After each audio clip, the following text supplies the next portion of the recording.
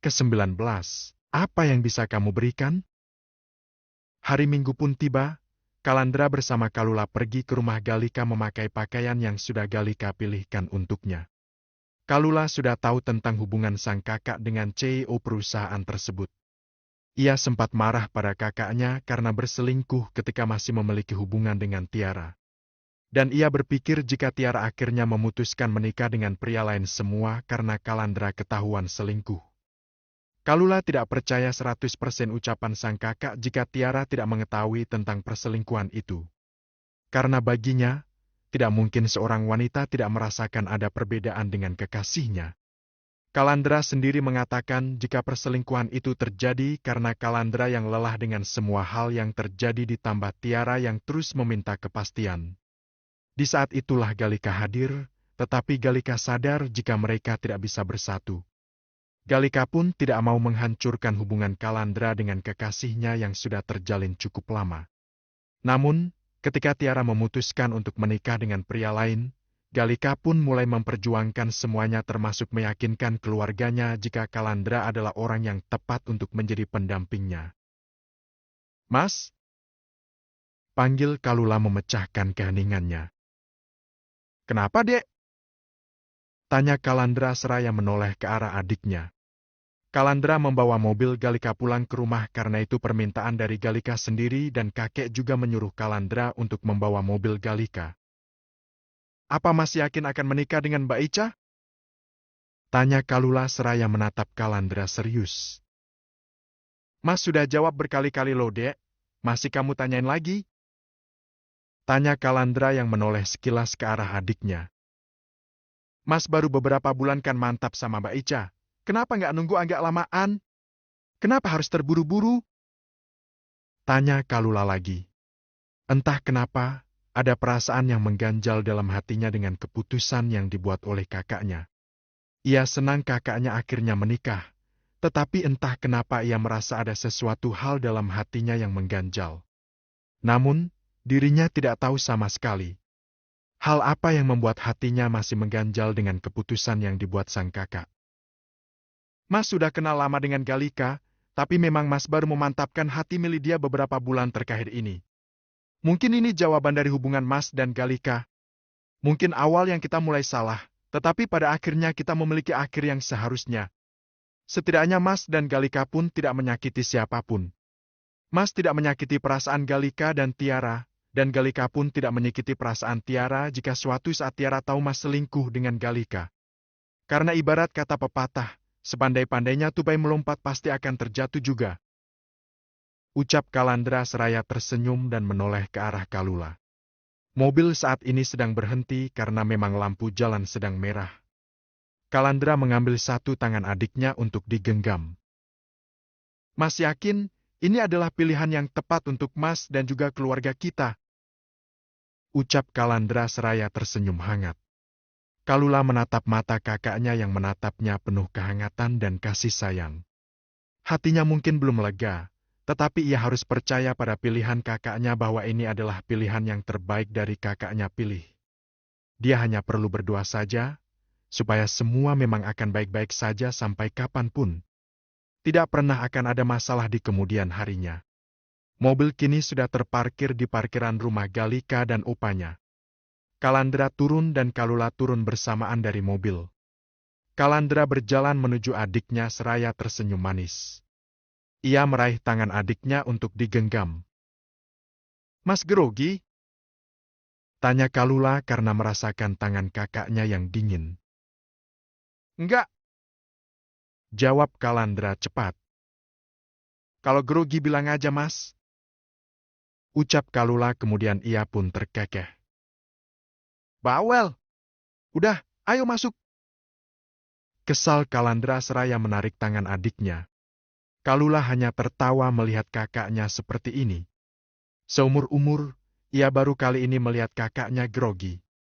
Kalandra baru akan mengetuk pintu, tetapi pintu masuk rumah itu sudah terbuka.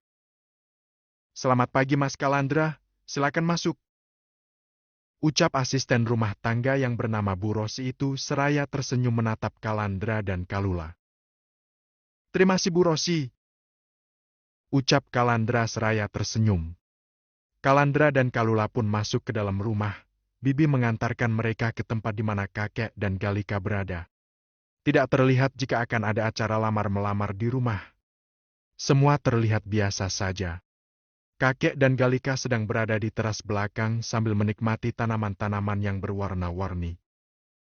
"Assalamualaikum," sapa Kalandra ketika mereka sudah sampai di tempat kakek dan Galika berada.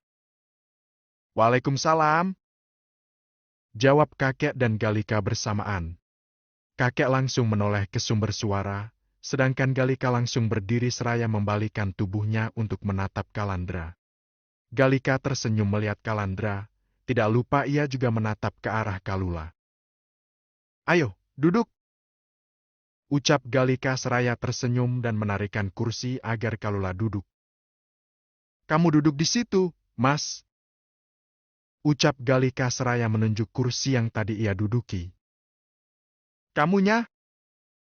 tanya Kalandra. "Bisa duduk di paha, Mas?" ucap Galika kemudian ia pun tertawa. Kalandra membulatkan matanya dengan ucapan Galika. Kalula hanya mampu terdiam seraya menatap Galika sedangkan Opa langsung memelototkan matanya. "Hahaha, bercanda Opa. Astaga, itu matanya sampai mau keluar," ucap Galika seraya tertawa di akhir ucapannya. Opa hanya menggelengkan tingkah cucunya yang menurutnya sedikit mengalami perubahan.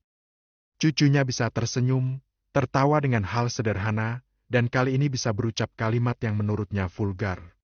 Bibi datang membawa minuman dan juga makanan ringan untuk Kalandra juga Kalula. Setelah Bibi selesai meletakkan minuman dan juga makanan kering, ia langsung kembali ke dapur. Kini Opa menatap Kalandra yang sedari tadi menunduk, tidak terlalu menegakkan kepalanya. "Jadi, kamu kesini mau ngapain?" tanya Opa to the point tidak basa-basi lagi. "Saya," ucap Kalandra yang ucapannya terhenti. Lidahnya tiba-tiba keluh tidak mampu berkata lebih banyak lagi. "Saya apa?" tanya Opa dengan nada suara yang terdengar tegas. "Saya ingin menikahi Galika," ucap Kalandra cepat. "Apa katamu? Ucapanmu tidak jelas," tegas Opa dengan nada suara yang lebih tinggi. "Saya ingin menikahi Galika cucu Bapak," ucap Kalandra yang kini menatap Opa dan nada suaranya sedikit pelan tidak cepat seperti sebelumnya. "Menikah?" tanya Opa seraya mengangkat satu alis yang sebelah kanan. Bahkan raut wajahnya pun juga seperti merendahkan ucapan Kalandra. Kalandra yang mendapatkan tanggapan seperti itu dari Opa, ia kembali menundukkan kepalanya. "Apa yang bisa kamu berikan pada cucu saya? Dia cucu saya satu-satunya dan saya sudah membesarkan dia penuh dengan kasih sayang dan juga harta.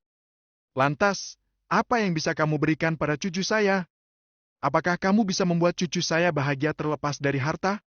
Karena kalau harta, cucu saya bisa mencari sendiri dan seluruh aset Airlangga sudah pasti menjadi hak milik dia sepenuhnya ketika dia menikah," ucap Opa serius menatap Kalandra. Kalula hanya mampu terdiam dengan pertanyaan kakek yang seharusnya cukup dibicarakan berdua dengan kakaknya. Galika juga hanya diam, tetapi ia berusaha untuk tetap tersenyum. Sedangkan Kalandra tidak tahu harus berkata apa, karena dirinya sendiri hanya bisa menjawab bahwa ia akan membahagiakan Galika itu saja. Untuk caranya bagaimana, semua kembali ke Galika. Karena setiap orang memiliki standar kebahagiaannya masing-masing. Ia ingin menjawab seperti itu, tetapi apakah jawaban itu akan membuat kakek Galika puas? Ia tidak yakin jika jawaban seperti itu akan membuat kakek Galika merasa puas.